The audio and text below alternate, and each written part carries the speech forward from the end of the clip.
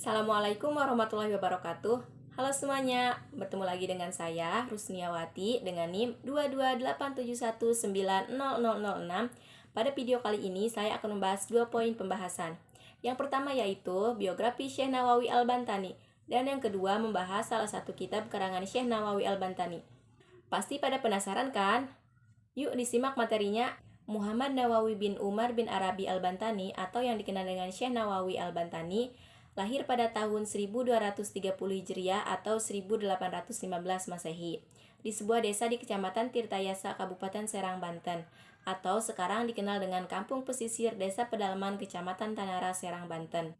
Syekh Nawawi adalah anak sulung dari 7 bersaudara. Beliau merupakan generasi ke-12 dari Sultan Maulana Hasanuddin. Ayahnya seorang ulama lokal di Banten, yaitu bernama Umar bin Arabi Al-Bantani. Sedangkan ibunya bernama Zubaidah, yang seorang ibu rumah tangga. Syekh Nawawi menikah dengan Nyai Nasimah, gadis asal Tanara, Serang, Banten. Mereka dikaruniai 3 orang anak, yaitu yang pertama Nafisah, yang kedua Maryam, dan yang ketiga Rubiah. Sejak usia 5 tahun, Syekh Nawawi sudah mulai belajar ilmu agama Islam langsung dari ayahnya. Syekh Nawawi mempelajari tentang ilmu pengetahuan, mulai dari bahasa Arab, fikih, tauhid, Al-Quran, dan tafsir. Pada usia 15 tahun, Syekh Nawawi menunaikan haji dan kemudian berguru kepada sejumlah ulama masyhur di Mekah. Syekh Nawawi juga sangat produktif dalam menulis kitab, hingga karyanya mencapai 100 judul lebih yang meliputi berbagai disiplin ilmu. Syekh Nawawi wafat di Mekah pada tanggal 25 Syawal 1314 Hijriah atau 1897 Masehi. Meski wafat di Jazirah Arab, namun hingga kini setiap tahunnya selalu diadakan Haul Syekh Nawawi, yaitu peringatan wafatnya Syekh Nawawi Al-Bantani, yang diadakan di Pondok Pesantren An-Nawawi Tanara, Serang, Banten, asuhan Kyai Ma'ruf Amin. Itu dia biografi singkat dari Syekh Nawawi Al-Bantani. Sekarang kita ke poin kedua, yaitu membahas salah satu kitab karangan Syekh Nawawi Al-Bantani. Salah satu kitab karangan Syekh Nawawi Al-Bantani yang akan saya bahas yaitu kitab Al-Awamil. Ini kitabnya. Sebelum membahas isinya, saya akan membahas terlebih dahulu apa sih kitab Al-Awamil itu. Jadi, kitab Al-Awamil itu dikatakan sebagai pintu pertama untuk memahami ilmu nahwu atau tata bahasa.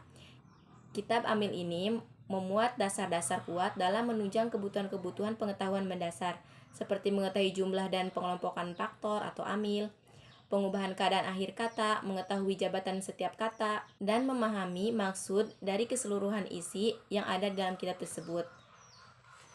Kitab ini fokus membicarakan al-awamil atau faktor-faktor, yaitu faktor-faktor yang mempengaruhi perubahan keadaan harokat akhir suatu kata dalam bahasa Arab. Di dalam kitab al-awamil ini terdapat 100 faktor atau al-awamil. Dan yang 100 faktor itu dibagi menjadi 2 bagian atau 2 awamil, yaitu amil manawi dan amil labdi. Amil manawi itu ada 2 huruf atau faktor, sedangkan amil labdi ada 98. Dan yang labdi ini terbagi lagi menjadi dua bagian, yaitu amil samai dan amil kiasi. Yang amil samai ini ada 91 faktor, sedangkan yang kiasi ada 7 faktor. Yang samai, yang 91 faktor itu dibagi lagi menjadi 13 warna atau 13 bab. Nah, akan saya bahas yaitu bagian amil samai, bab pertama atau warna pertama. Yaitu ini tulisannya seperti ini. Saya akan membahas bab pertama atau warna yang pertama. A'udzubillahi minasyaitonirrajim. Bismillahirrahmanirrahim. An-naw'ul awalu hurufun tazurul isma faqaj.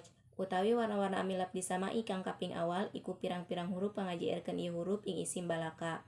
Wahya tis'ata asyara harpan. Lan ieu huruf iku 19 hurupe.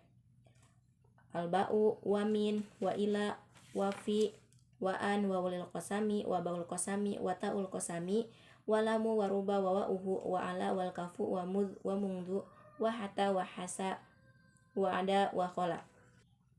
Pada warna pertama atau bab pertama ini menjelaskan huruf yang menjrkan pada kalimat isim itu ada 19. Hurufnya itu yang tadi saya sebutkan, al-ba'u, wa min, wa ila, wa fi, dan yang seterusnya.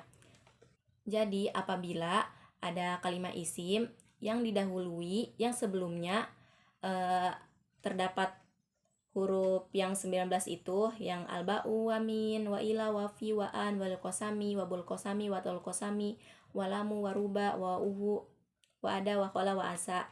Yang tadi itu berarti harus di-JR-kan terakhirnya. Contohnya pada kalimat al-maktabatun. Al-maktabatun itu termasuk isim karena ada alif lamnya. Jika didahului huruf jer, yaitu yang tadi 19 itu, contohnya sebelumnya itu ada huruf ila, jadi akhirannya itu harus kasroh seperti ilal maktabati, karena ila itu termasuk ke dalam huruf jer, huruf yang menjer-kan atau mengkasrohkan huruf akhirnya. Contohnya tadkhulu Maryam ilal maktabati, itu jadi si huruf terakhirnya harus kasroh karena kemasukan huruf jer. Tetapi tidak semua kalimat isim yang kemasukan huruf jer harus berharokat kasroh akhirnya.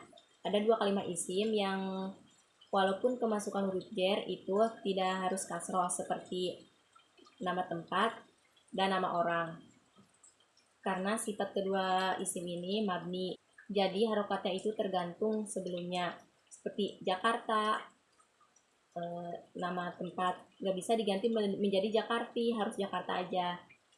Begitupun dengan nama orang. Mungkin cukup itu pembahasan yang bisa saya sampaikan, kurang lebihnya mohon maaf. Wabillahi taufiq wal hidayah. Wassalamualaikum warahmatullahi wabarakatuh. See you the next video. Bye bye.